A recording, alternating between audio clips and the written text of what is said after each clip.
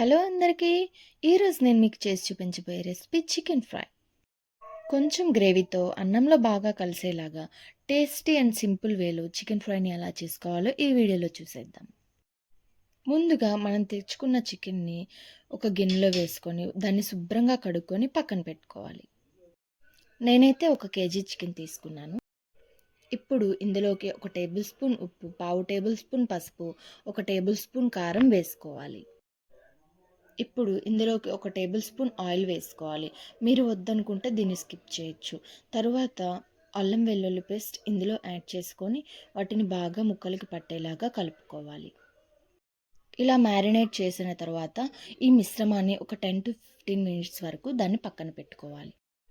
తరువాత స్టవ్ మీద ప్యాన్ పెట్టుకొని అందులో 3 టేబుల్ స్పూన్స్ వరకు ఆయిల్‌ని మనం యాడ్ చేసుకోవాలి. ఆయిల్ వేడయ్యాక ఇందులో కరివేపాకుని యాడ్ చేసుకోవాలి. తర్వాత 3 మీడియం సైజ్ ఆనియన్స్‌ని, 5 పచ్చిమిర్చిని యాడ్ చేసుకొని వీటిని బాగా ఫ్రై చేసుకోవాలి. ఆనియన్స్ ఇలా గోల్డెన్ బ్రౌన్ కలర్ వచ్చేంత వరకు ఫ్రై చేసుకొని మనం ముందుగా మ్యారినేట్ చేసి పెట్టుకున్న చికెన్‌ని ఇందులో వేసుకోవాలి. ఇప్పుడు ఈ చికెన్‌ని బాగా కలుపుకోవాలి. ఒక 5 మినిట్స్ వరకు అలా ఉంచి తర్వాత మూత క్లోజ్ చేసుకోవాలి.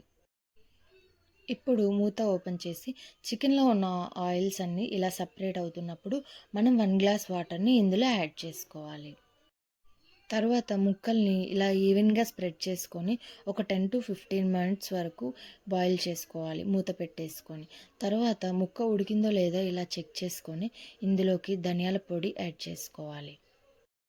ధనియాల పొడిని యాడ్ చేశాక ముక్కలకు పట్టేలాగా దాన్ని బాగా కలుపుకొని ఒక 5 మినిట్స్ వరకు దాన్ని ఫ్రై అవ్వనివ్వాలి. 5 మినిట్స్ తర్వాత అందులోకి మనం చికెన్ మసాలాని యాడ్ చేసుకోవాలి.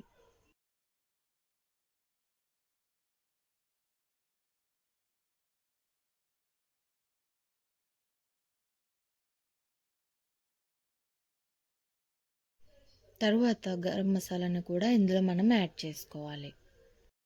తర్వాత దాన్ని బాగా కలుపుకొని ఒక 5 మినిట్స్ వరకు స్టవ్‌ని మీడియం ఫ్లేమ్‌లో పెట్టుకోవాలి.